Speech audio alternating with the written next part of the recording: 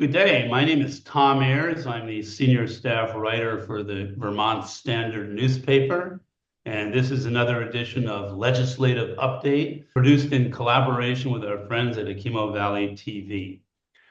Charlie Kimbell is the state representative from Woodstock-Reading in Plymouth. And as always, he's our guest each week on Legislative Update. Hi, Charlie. Hi, Tom. Glad to be with you again.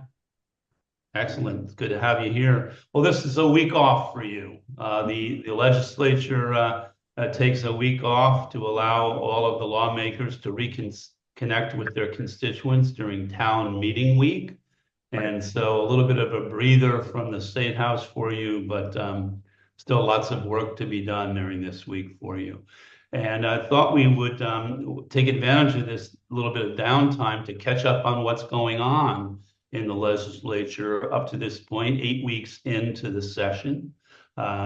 Let's start first with talking about the issue that we've really spoken about every week here this session so far, and that's education. What are some of the highlights of what's going on in terms of education and finance reform?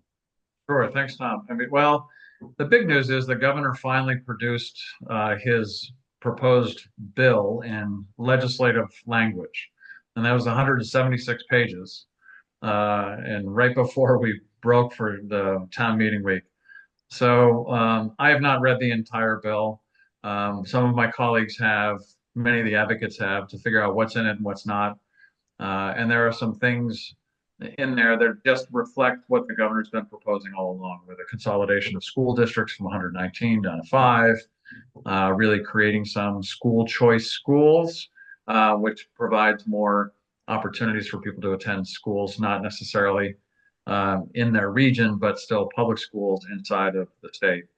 So there's that type of thing. So we're still trying to digest all of that. Meanwhile, in the money front, we're still trying to understand some of the specific recommendations made by the administration and the consultants that have been advising them on how to construct the foundation formula. And we're kind of the opinion, I think, in the legislature now that the foundation formula is an elegant way to go, and it makes a lot of sense. But the way that they've calculated it leaves out some important points. And if you put that in place right now, then a lot of school districts would lose some very important resources to, sustain their current level of spending. Woodstock would result in I think, a 23% decrease in its funding all by itself. So that's huge. That's a lot of money. And so in order to accomplish that, to save money, then you have to make substantial cuts. And we can't do that right now without really affecting programs and students. So Yeah, yeah. yeah, that's where I think there's a lot of advocates that are weighing in, school boards, superintendents associations, other folks that are providing their opinions on what that either should look like or what the process should look like to figure out what the future state of education is. So we're involved with those discussions with them Mhm. a lot. Absolutely. Yeah. Uh, One of the things that has been on the plate, so to speak, pardon the pun, for the last couple of years is school meals, Yeah. right? And there's been some discussion of that in this session as well in terms of funding for school meals. Yeah. So universal school meals was introduced in Vermont during the pandemic. It was a chunk of money, about $30 million at first, and now it's down to $18.5 million is Mhm. the current expense, because the state has been able to structure its universal school meals program so that it takes advantage of the federal funding formulas in the best way. And so the governor's proposed to eliminate school meals. And I understand it in a way that the folks that have the means should be able to pay for the kids for their own kids to get school meals. The research shows that overall school performance improves. There's a lot of really tangible benefits for when school meals get administered, universal school meals, so you don't have to qualify people at an individual level. Remember, we're talking 83,000 students. I did some stats. And I think it's 5.5 meals have been served on an annual basis through the school meals program. Hmm. Which is a lot. The average cost per meal is about $4.34. Not a whole lot of money, so it's Nope. pretty good value. You know, in the school, I think the National School Lunch Program has been around since the 1940s, and it was originally started to both support farmers who had excess crops and also provide nutrition to those students who needed help and they couldn't afford a meal. So it's gone through a lot of iterations since then, but so this current Universal School Meals Program has been receiving a lot of support in the legislature, even though the governor has recommended to cut it. And it's 18.5 million. It also pulls down about $17 million in federal funding. Hmm. So you'd be at risk of losing that money if you removed, not all of it, but if you remove the state contribution part. So Hmm. that all factors into it. But you know, I have been talking with a lot of my constituents, and a lot of them feel like, hey, why are we giving some of our wealthier students the ability to get a free lunch? And Hmm. I get it. You know, one way you can look at it is you can think of, well, they are paying taxes, probably Yeah. higher taxes to help support the school meals program. So it's different ways to look Hmm. at it. Yeah. Yeah. Yeah. The flip side of it is, and I've had this discussion with teachers who are strong advocates of the Universal School Meal Program. Um, they contend that kids of limited means are stigmatized by their wealthier fellow students if they are obviously taking advantage of some kind of government subsidy. I don't know how much weight there is to that argument or not, but there are some who feel that by having it be universal, it doesn't separate kids by economic means. I Yeah, don't know. that's often an argument in support of universal school meals. And I think there's some truth to that. You know, there's definite income inequality within our school systems, and you can tell, not just by who qualifies for a school meal, but how they dress, how they get to school, that kind of stuff, and it's Yeah, do for yeah. fun afterwards. So it's an unfortunate part, and it's good to have a diversity of socioeconomic people in a school system because that's what life is. Sure. And that stigma is really hard to get around. I think, you know, it's also a pain in the ass to administer in reality. And Yeah, yeah, because yeah. because this really goes to a program where the application forms are not mandatory for only the people that are receiving the free or reduced lunch, but it's for everyone. So it's a voluntary program to complete these forms where they have to attest to what the household income is. So that in the past, some people who would qualify didn't know about how to fill out the forms or didn't know about the forms, so they wouldn't Sure. take advantage of the program. So there's that sense. And there are those that didn't want to admit that they needed the help, so they wouldn't participate in the program. So this just removes all of those barriers to say, you know what, we're going to make it so that everybody is getting a universal school meal. So it does address a lot of those things where the people that should have the meal that ordinarily or the help and assistance that may not have applied in the past or participated, they're getting the free meal. So you know, a lot of folks fell through the cracks in the old system, and this is addressing that. So that's Mhm, mhm. I've become a slow supporter of this program because I was in the other camp that we should not be looking at universal school meals, but how can we use that money for other important purposes like building new schools, Mhm. so which we desperately need as well. So it's always a Yeah, question of resources. right. Sure, sure. It's always a balancing act. A little bit of a tangent here, but I'm just wondering specifically with regard to education. Of course, the Universal School Meals Program is just a tiny slice of the pie Mhm. overall, Yeah. the funding pie. But uh, how much is uncertainty about what the federal role is going to be in education funding? playing into your discussions at the State House this session. Every day, it seems like, Elon Musk and his cohorts are wielding that chainsaw. I mean, we have a president who has actively campaigned on eliminating the Department of Education. Yeah. How much is that uncertainty factoring into the deliberations in Montpelier? I say every day. In every testimony with a state agency or with somebody, it's a matter of, how much of your budget is coming from the federal government? What could possibly affect you and your ability to deliver services? So of the $9 billion state budget, almost 40% of it comes from the federal government. And some agencies like the Department of Labor's 90% of their funding comes from the federal government. Within the Agency of Education, there's two things. There's staffing at the agency itself, and I can't remember the number of people that are funded directly from the federal government that could lose that. Then there's the aid that gets sent through the Agency of Education for universal school meals to the schools.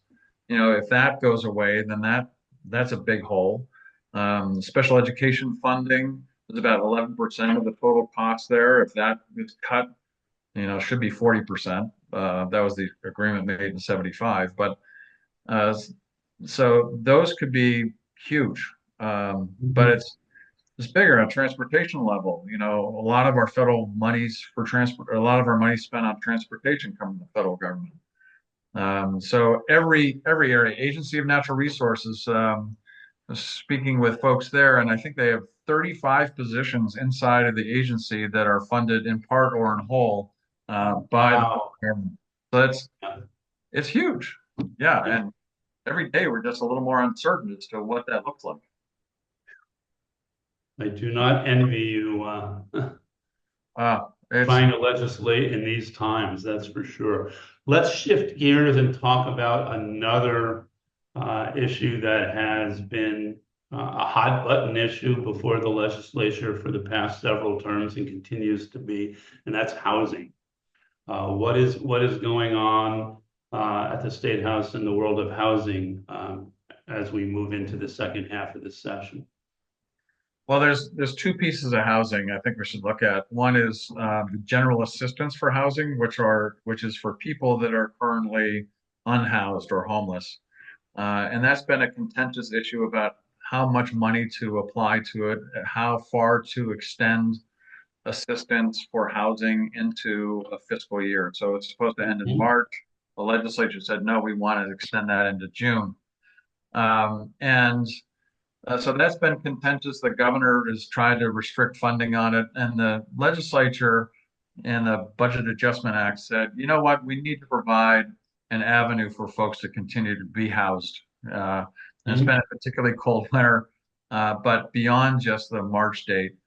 But the realization that long-term, we need a sustainable program to provide housing for people that really need extra support services. Maybe it's mental health, maybe it's behavioral, maybe it's income. So there's a lot of what the legislature is working on there is a real long-term sustainable plan to have those wraparound services. On the second part is talking about just the lack of housing that's accessible, which continues. You take a number that comes out of the media, whether it's 40,000 units that we don't have or 7,000 for the county, that kind of stuff. And the legislature is working on continuing to look at easing regulation that might be restraining housing at this point, the development of housing. So that's work that happened last year, continuing this year to see what we can do on it. Is there additional funding? I think this is one of the first years that Vermont Housing Conservation Board is proposed to get its full funding from what the statutory obligation is from the property transfer tax. So that should help.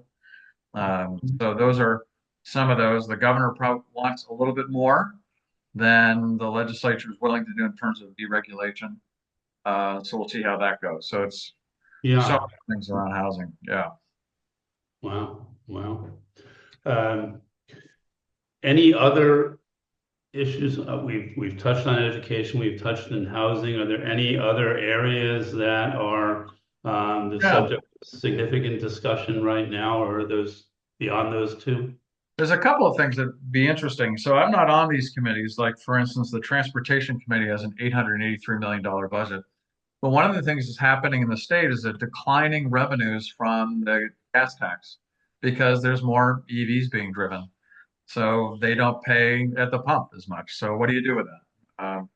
So I, there, I, I'm paying $89 a year when I renew my registration because I have an EV. yes, That's to help address that. Yeah. exactly. So there's in consideration a fee for a mileage-based user fee. So Ah, trying to think of that as an alternative. So that's kind of interesting to look at. And then how much funding is available for paving projects. So I've heard stats where it's 130 miles versus 300 miles in previous years. So there's some real effects there. Another thing is that in the environmental committee in the House, and again, I'm not sure what's happening in all committees in the Senate, but looking at two different things here. One is who regulates the stormwater runoff on farms. Right now, it's the Agency of Agriculture that oversees any kind of regulation of the water runoff, and that's where a lot of phosphorus gets washed into our waterways. mhm. There's a proposal in that committee to transfer that obligation to regulate farms to the Agency of Natural Resources. There's been a lot of conflict between those two agencies to figure out who regulates farms. So that's Ooh. bubbling up. That could be an issue. Um, so there's I know a lot of farmers that wouldn't be happy with that. no, because the Agency of Natural Resources is known for being more strict in the regulations. Absolutely. The, Absolutely. um, Another is looking at how much we spend every year on digital infrastructure projects. So right now, the Agency of Digital Services is overseeing IT projects that cost more than $760 million for the state. So that's a huge investment. So the legislature is looking at, they already have a joint um, technology oversight committee called JITOC, Joint Information Technology Oversight Committee. But this is looking at the legislature trying to figure out where the resources are best deployed. So that's a huge investment, but affects everybody. How much, in terms of processing unemployment insurance claims, processing your tax claims, Secretary of State, everything. In judiciary, something that was kind of interesting. You don't think about these bills, but passed a bill to make it a felony to mutilate or abuse a dead body of a person. So, all right, wasn't on the top of my list, but there was a murder in Enosburg where the killer burned the victim's body and then, I believe, stuffed it into the hole of a tree trunk. And it was just a misdemeanor, not a felony at the time. So it's like, are you really? So anyway, it was in response to that particular case that got passed. So there's some of those interesting things that are coming out. The House Agriculture Committee is looking at a bill that takes three different aspects of current use and tries to address those, whether it's allowing hunters to have access to land that's enrolled in current use or recreation to those lands, or to make it easier to withdraw land from current use by calculating the tax more quickly. And so those are some of the things there. And let's see. Let me ask you on that count. When we spoke before the legislature opened, when I was writing a legislative look ahead for the standard, you mentioned current use possibly as one area where you might be introducing legislation. Is that related to this, what you just shared? Yeah, what I had, I'm a co-sponsor on two of the bills that are before the committee, and the reason why I participated is because one of my constituents had a lot of difficulty in withdrawing a parcel of land from current use. It took a long time for the state and the town to figure out how much the parcel being withdrawn was worth in order to calculate what his land use change tax would be. and then also to look at that tax itself, which was pretty substantial, I think about $30,000. And so it's large. And so that I introduced that into the legislature, and also to make it so that you could withdraw land from current use if it's going to be used for affordable housing development that's close to a village center or a neighborhood development area. So that's in the bill. The other part about, and I signed on to the other bill for looking at creating an incentive for people who have land in current use to make it open to recreation or to Mhm. Mhm. Let's um, let it go with that. I think we're probably starting to wind down here. yeah, The Enosburg story is quite a macabre one, but it gives our listeners a sense of all the issues the legislature gets itself involved with, and a little bit of that's everything. certainly a unique one. It sounds like something out of I don't know, the X-Files or something like that. Yeah, yeah. Yeah. It's Wow. amazing with human behavior. It's amazing what you have to Absolutely. deal with. Absolutely. No question. No question. Well, Charlie, as always, it's great to speak with you each week. I look forward to connecting with you again next Monday as we look ahead at the next half of the legislative session. And as always, it's a pleasure. Thanks so much. Great. Thank you, Tom. And you've been listening to Legislative Update. My name is Tom Ayres. I'm the senior staff writer at the Vermont Standard newspaper, and this program is produced each week in collaboration with the Chemo Valley TV. Until next Monday, thank you.